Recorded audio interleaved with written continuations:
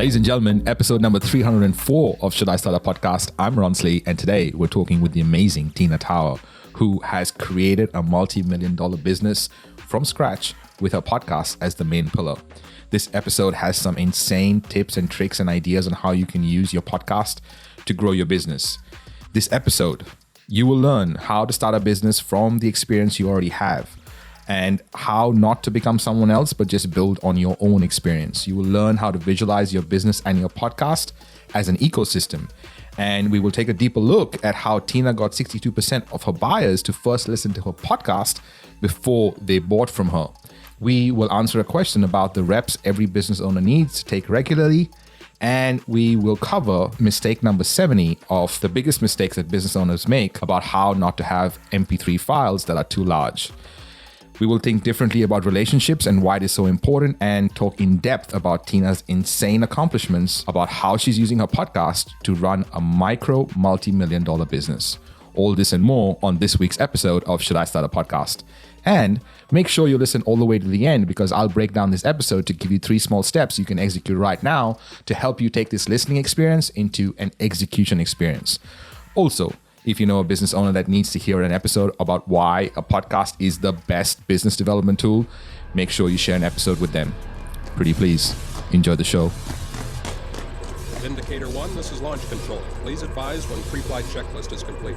Indicator 1 to control. Pre-flight is complete. All indicators read green. This is Should I Start a Podcast? A show for business owners looking for tips, tricks, and ingenious hacks when it comes to growing a business using their podcast. This is your host, Ronsley. He's interviewed more than 1,400 people and has been listened to over 5 million times in 133 countries. A TED speaker, author, and a podcast purist who believes that we can use our voices to grow our business and our influence. You know, because every conversion in any business always happens in a conversation. And now, Ronsley.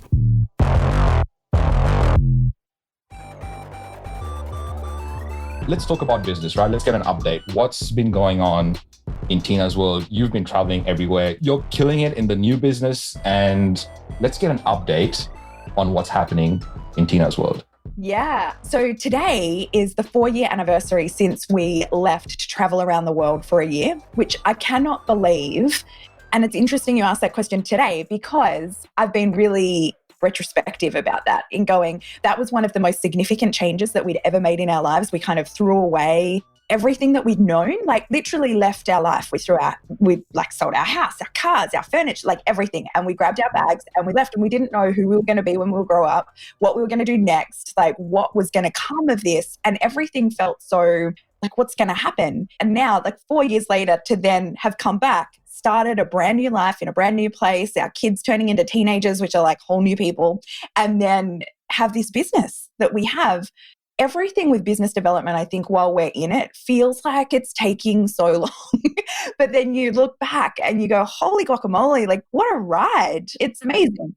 So officially, the business that I run now, Her Empire Builder, which is my main membership, we just had our 2 years in June. So it's amazing to me, the growth of that. But then I also know that the growth of that has come because of the previous 14 years of business that happened before that. So I know sometimes people will look at me and go, wow, like you got real successful real quick, but there was a very, very solid foundation under that first. And funny, you mentioned travel, like we started travel again this year. And I'll be honest, Ronsley, I know you've just got back from a big trip too. I got carried away. Like I got too excited. So this year we were allowed to leave the island at Christmas time. So I left the island. We went to Fiji for a couple of weeks. We came back. I left in March. I left for 5.5 weeks, went to LA, Palm Springs, Miami, Costa Rica, Mexico. Like I was one excited woman to be let out again, and then came back for a month, and then went to America again for a month. And now we're about to go again for 5 weeks. And then I've just booked in Kenya later this year. Like I've gotten carried away and I need to pull the handbrake. When you say pull back on the reins, why is that? Do you feel like you're out of your routine and that's annoying you, or like what's annoying you? Yeah, it's such a good question. And it's like my daily grapple that like the situation that I'm in now, the whole thing this year has been going, how big do we go? Like, how much is enough? And I know that every time I say yes to something, I'm unconsciously saying no to something else. So I want to be aware of what that trade-off is, because I think it's really unrealistic to think that there's, it's not all upside. When we say yes, there's also the down. And last year, my son Cohen had quite a major accident. And that's really what made us this year go, well, you know what? Let's not set the world on fire. Like, let's just enjoy life, enjoy what we've built, done that. But I have a tendency to get overexcited. Don't know if you noticed that. And I have so many great opportunities and so many different things that I can do and that I want to do. And so, like, I move really fast. I do those things. But then, of course, the business grows, which is awesome. But then we need to grow all the infrastructure and the team and everything like that. So the hardest part of this year has been growing the team to be able to support the growth, because customer service is obviously the most important thing and our customers getting a result. And that doesn't happen without all of the cogs turning in the background. But then team can't be successful unless I'm available to train them and give them that time and do all of that. So I would love to just be flitting around the world. I love not having routine. I love just bouncing around, doing the marketing. Like, there's so much of my business that I do love, but there's so much admin and back end elements that I do not love that I have team to do, but they need me. And we're adding 2 more team members at the moment, which means more training. And I kind of look at that and go, should I just put the handbrake on and not grow the business so that I can just have 6 months to just travel and not have to train and not have to have the responsibility of looking after other people and all of that sort of thing? But the answer is no. I'm always going to grow. And so I just have to kind of balance that in a way that is fair to everybody. You've been doing this for a while and your expertise is like documented really, really well. And you've got a podcast and you do it for your business. Let's talk about that, because I think that you're one of the big proponents of having a podcast for business. And I want to get your thoughts on how does it set you up and why did you start doing it in the first place? Yeah. So I have had my podcast now for on and off for 4 years, just over. But I took a break when I traveled and we've changed it a few times as well. So my first podcast started out as The Female Advantage. And then when I traveled, I had this whole eat, pray, love thing going on and was off the, the kind of capitalist thing and going, I'm just going to travel and work from my laptop. So we had an intentional life. For a second, it was laptop life. And then when I came back and found my thing, then we changed to Her Empire Builder. And that's the way I think it's going to be for the next 10 years now, because you try lots of different things in business and you get that alignment and you're like, oh, it just like whoosh, switches in and like, this is me for the next chapter kind of thing. So I love it. I have 150 members in Her Empire Builder at the moment. Our goal is to grow to 1,000 over the next few years. And I tell everybody to have a podcast. Everybody. So my stats at the moment sit on, with our last launch, 62% of people that joined our membership found me through my podcast. That's absolutely crazy. I'm, first of all, super surprised that you have a stat down to 62%. Like, what do you even measure to kind of get to that stat? Yeah. So, I mean, stats are always like, I can say it and I can use it and I can stand by it, but it's still ambiguous. So we ask the question, where did you first see Tina? And then we ask the question, do you regularly watch Instagram stories? Do you listen to the podcast on a weekly basis? Have you heard Tina on another podcast? Like all of that sort of thing. So we know that where people first found me, generally, majority, the podcast. Because if you ask a question in any sort of survey that's, where did you find that person? They'll usually put like the most recent thing. So we try and ask that. But then I'm sure people put the podcast where maybe it was social media or maybe it was on someone else's podcast and then they came and listened to my podcast. So it's never going to be exact, but that's what people are telling me, which means that people are valuing the podcast, which is important. It's huge, because here's the thing about a podcast is people realize that they trust voice because it is just part of our DNA. Parents sing to their kids before they're even born. We've been, sharing these kind of voice stories forever. So there's a huge element of trust that's built into someone hearing our voice as opposed to someone reading an email that we've sent maybe even a few times. You put this thing out there. And I feel like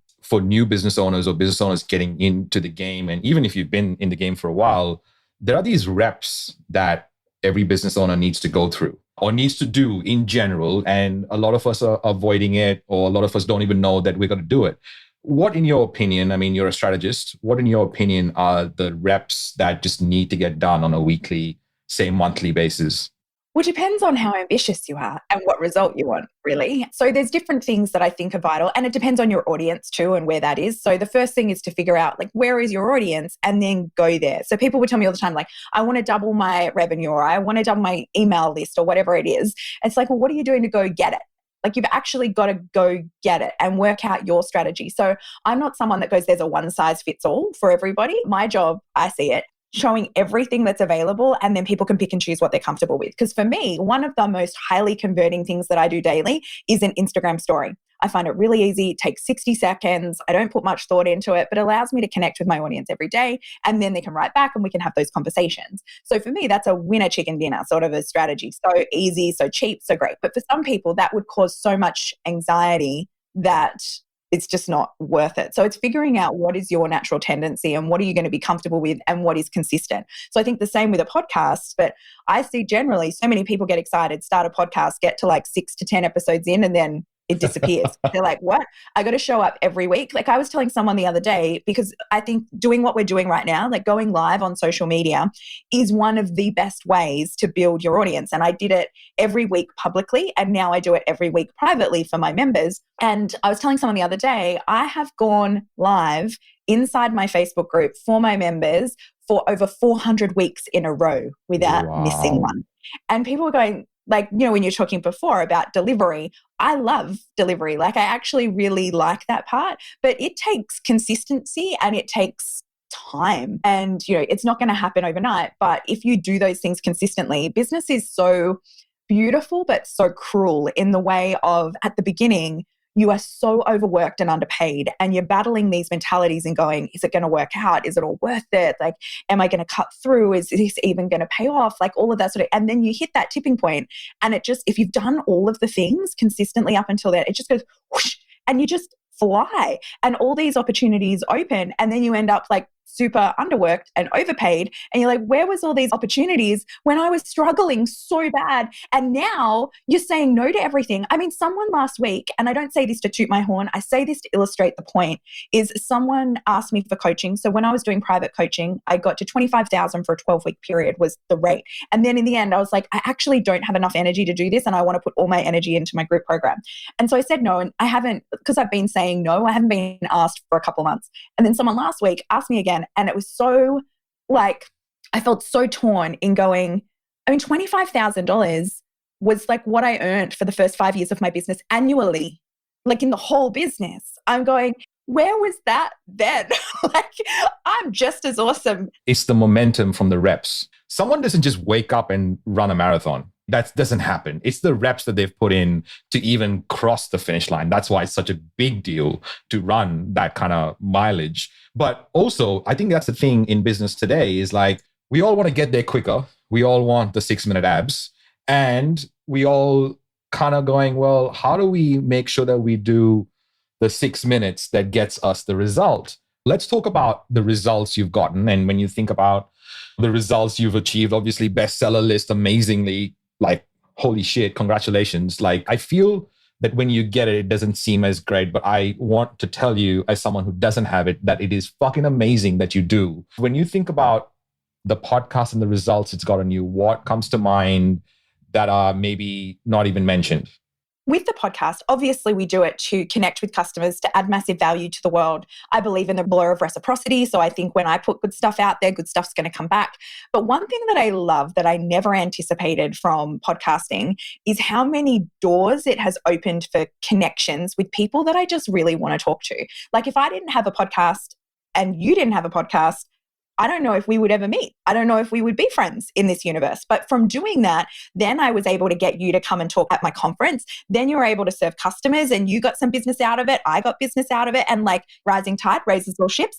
There are so many cool people that I am now friends with that started by me inviting them onto my podcast. Because the thing is, you can't call someone who's super successful that you're like a fangirl of going, oh my gosh, I just want to ask this person all the questions, and call them and go, can I just have an hour of your time and just ask all the questions? Like that's a big no. However, if you can have them on your podcast and then promote the shit out of them, like, and this is the thing I think a lot of people miss is I see people do the podcast, but not like promote the crap out of the person coming on. Like if you make them feel so good and really put them everywhere and make it that win-win, they're going to then go, wow, that was a really great experience. Like, how can I help them, back to that reciprocity?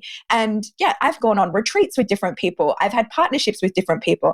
People were in my book. I've been in their book, like all different things that have all stemmed out of our relationship starting, of either me being on their podcast or them being on my podcast. Like, it's just a door opener.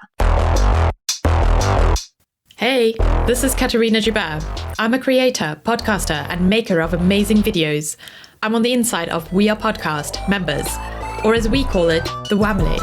If you were thinking about growing your business using a podcast and your online presence, come join us on the inside. I would love to meet you. James and Ronsley coach us to get those reoccurring results in our businesses. If you want the roadmap which we all follow to get those results, you can download it by following this link, roadmap.wearepodcast.com. Now, here's Ronsley.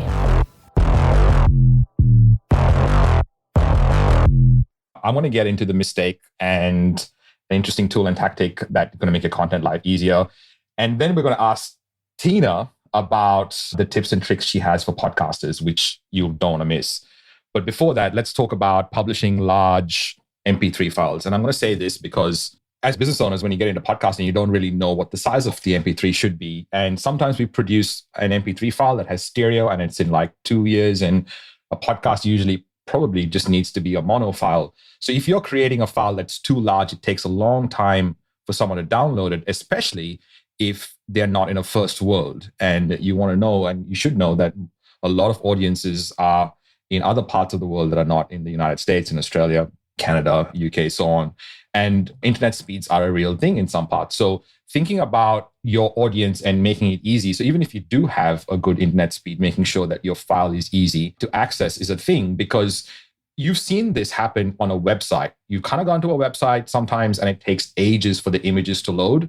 That's the same thing happening if you're putting out an MP3 file that's too large, okay? By the way, this is mistake number 70. There's a whole bunch of mistakes that business owners make when they make a podcast. And if you go to mistakes.wearepodcast.com, you can download that whole list. And a lot of the times you can just read the mistake and not make it again because you just didn't know that you were making it. So go get that. And I want to give you this really, really cool tool that I came across, which is marketingexamples.com. And I'm going to find out whether Tina knows about this, but marketingexamples.com gives you a whole bunch of really, really cool case studies that you can use, you can copy, you can mimic, you can personalize for you and your business. And sometimes when you think, oh, I wonder what content we should be creating. I wonder what podcast content should I be creating. I wonder what guests should I interview on my show and on what?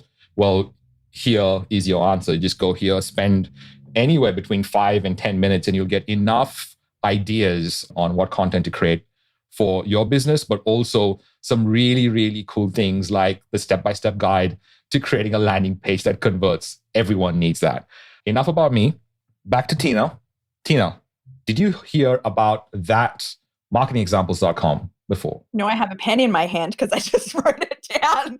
I found that super fascinating because marketingexamples.com really helps get things that actually work. So it's like case studies that actually work, as opposed to a friend saying, hey, dude, have you tried the Facebook ad with the image like that? And you're like, have you done that before? Do you know any results that you've gotten from it? Yeah. What are your thoughts on what I just shared? Well, I mean, I think for so many people, it's the inspiration of stuff too. Like looking at that and going, if you're stuck for ideas and you don't know what to write for different things, like it can just even scrolling through that without even opening anything. I'm like, ooh, I could do an episode on that. I could do an idea on that. And sometimes it's just those sparks of inspiration that we need. So yeah, it's all helpful. So cool. So cool. You've been doing podcasting for a while. You've been doing businessing for way too long. I feel like a youngin' in this whole situation. But let's ask you this. What kind of tips and tricks you have for podcasters that are probably new, or even experienced ones like myself that maybe have no idea on certain things that you might be doing well that I might not doing? So what tips and ideas do you have for podcasters that are in business? Yeah, so I would say at the beginning, go simple, because really it's just getting into the groove of things. I cannot tell you how quickly a week comes around. So I have my whole year all planned out. I use monday.com as a project management, same as like ClickUp, Asana, all the same thing. But I map out and have on our board everything already scheduled. So I'll sit down and go through things. I ask on Instagram really simply, like, what do you want to learn from me? And people will tell you, your audience will tell you what they're looking for. I also have a bank so that if anybody like sends me a DM on Instagram with a message, or if they're in my program and they ask me a question and I'm like, this would be a really good episode, I add it to that idea bank. So when it comes time to record, I'm not thinking, what am I going to do this week? So that's my first one, is make content easier. Keep it really, really organized. So I have like what its release date is, whether it's clean or explicit, all of the notes, it's Canva tile for the cover, like everything is on that on the board. And although I do change, I try and batch. And that's probably tip number 3 is batch, because it is much easier than just going once a week, is to get kind of in that zone. So batching it out, but I usually try and go only 3 to 4 weeks in advance, because what I find is even though I've got the plan, something will come up that inevitably changes. So I'll get someone who's super awesome, want to be interviewed. And I'm like, yes, that I don't want to be too far in advance and not be able to respond to the moment as well. So it's a combination of being organized and flexible, because I've been in the stage where like I got COVID last month and I was woman down. Normally I can like psych myself out of anything. I've ran 4 days of training with acute tonsillitis. Like psychologists would say this is really bad, but I can push through anything. I could not push through COVID. I was like, out. And so I was so thankful that I had some podcast episodes up my sleeve. So I always like, for unforeseen circumstances, to have a little bit in advance. It'd make me really stressed out to not, and do that. And then probably what else would make it, have a call to action, not in every episode, but always try and get people on your email list. Because I look at the amount of downloads that people have, and sometimes they're way higher than their actual email list. So it's how do you get them across to be able to do that? And then my final one would be do it in a way that works for you, that you can maintain. So an example of that is, I love how Ronsley's doing this right now, and everything in me wants to do it to like maximize the exposure of content, in going live, in being able to chop up the video. Like it is the bee's knees of how it should be done. However, when I podcast, if I'm solo, I don't like getting like dressed. I like to do it in my Snuggie or, sitting on the couch. And a lot of people would say, sure, film that, like you're in your natural state, like film that anyway. But I seem to be a little bit different when there's a camera on me than when I'm just audio. I'm always a lot more comfortable when I'm just audio. So even though I know it's not as good for content repurposing, when I'm on solo episodes, I go just audio. And that is my point, is go what works for you at the stage that you're at. Amazing. Let's talk about the journey you've been on. You just mentioned retreats. You just mentioned your clients coming together, and I've been part of that amazing group. It's great energy. I love it. It's so good. Let's start with what is the most challenging part of you bringing those people together? And then how has that helped you with content, with marketing, and with case studies, and how do you use that in the business? Yeah, good question. Live events, they are, I think, probably the hardest thing that I do in the business. They are hard because it's kind of like running a wedding. There's so much lead up to it and preparation, and then it's over so quick. And also, it costs a freaking fortune. Like, oh my gosh, the budgets of the retreats that I run, because I value nothing more than connection and experience. And I want people when they go away to go, that was the greatest event I have ever been to. Like, it blew my mind. And the hard part about every time someone has that experience, the bar gets raised again and again. So the expectation from people coming to my events is that it's going to be mind-blowing. So I'm like always trying to outdo myself, which means the budget just keeps going up and up. And so that is probably the hardest part, is because I don't make money out of events from the events themselves. And so people may go, well, what's the point in doing them? And they are, I think, one of the most valuable things that we do. So firstly, I love them. I'm an introvert, despite my energy, that like I can perform and I love it, but then like I can't do it very much. So the majority of my time is spent alone behind my computer, and that is just how I love it, or walking the streets of some strange town all by myself, just wandering in and out, like just getting lost in the world. So I usually go in bursts. And to me, retreats and events are perfect for that, because it's kind of like you can connect really well with people when you're in real life. And I can do that a couple of times a year and then kind of stay in my own little world, which I really, really enjoy. So there's that part, but also we run online business. So we've got the online community, which is so good. We've got, I think, 8 or 9 different countries that people are from that are in our membership so far.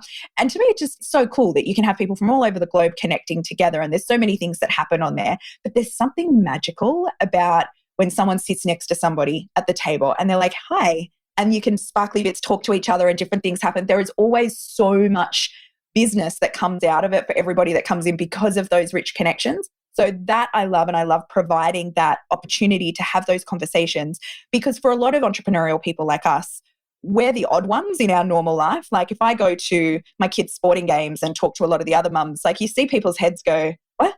You want to do what? Like I sometimes forget how strange I am because I don't spend that much time with like so-called normal people. So when people come together at events, and it's why I like having high-end retreats and why I like getting a lot of my business friends together as frequently as possible, is it gets you, it expands your thinking. It makes you go, oh, here I was thinking like maybe I need to, like I said at the start, put the handbrake on or play a little bit smaller. Like maybe I'm getting carried away. I go and talk with my business friends and I'm like, oh my gosh, what was I thinking? Like take off those reins. Let's go. Like we've got one life. Let's go get it.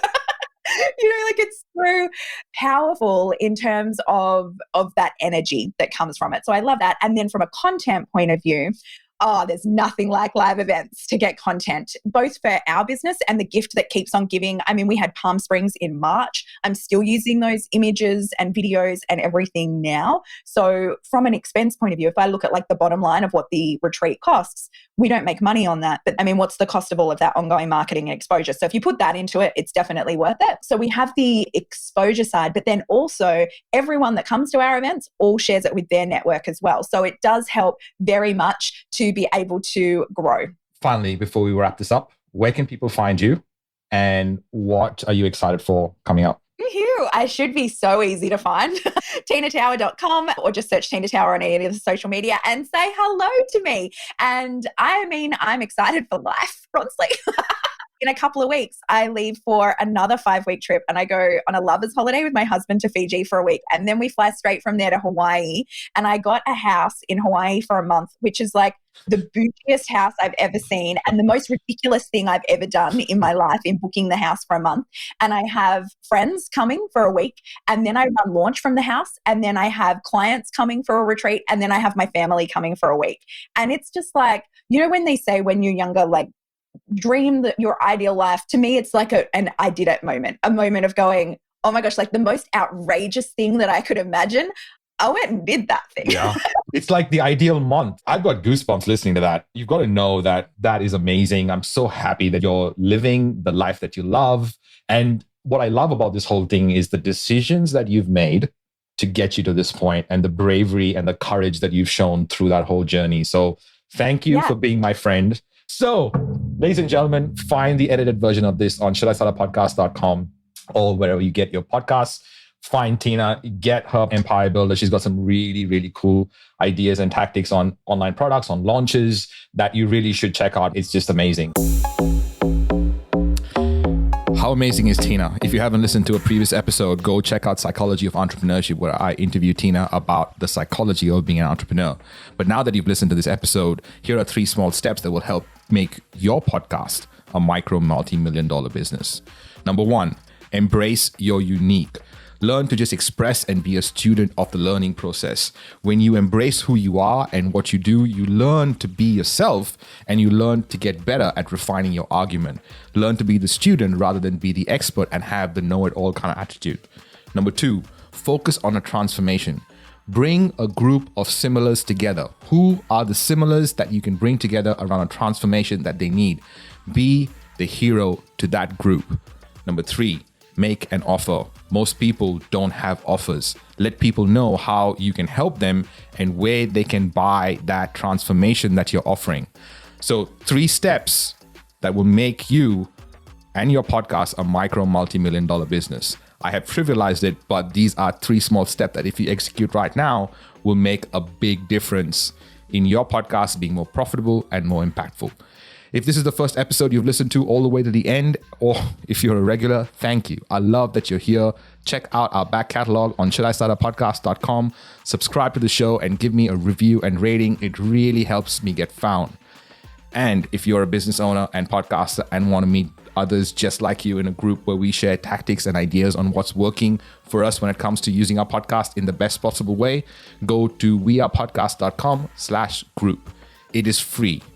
And We Are Podcast 2022 is happening this year. It is all on growth. And for the latest announcements, go to wearepodcast.com for our 9th iteration of We Are Podcast. Get more listeners, more revenue, and more credibility all from your podcast, November 10th and 11th in Brisbane. Stay tuned next week when we are going to cover using NFTs in your podcast from the VaynerX offices in New York City with the legend that is James Orsini. We cover lots, including the latest marketing tactics that are working now and how to focus on your clients' needs. So don't forget to subscribe to the show and get that episode as soon as it gets released. Until then, much love. All right. So you stay till the end. You found this useful and you have a business or you have a podcast and a business and you kind of want to make it work for you and grow your business using this podcast. Well, you know what? That's something that I have helped thousands of people do and thousands of businesses do in different forms, through an agency in a one-on-one fashion, through a conference, in a group, and obviously in courses and stuff. So please, I want to be able to give you something that you can use to get recurring results in your business using a podcast. We call it the Recurring Results Roadmap. It is years of putting this in practice. It is the blueprint to get results and recurring results using your podcast. If you'd like that, send me a message, ronsley@gmail.com. I want to hear from you. I want to hear your voice, or want to hear from you. So if you've listened to this and you want that roadmap, please send me an email, ronsley@gmail.com. I want to hear from you. Much love. I'll see you in the next episode.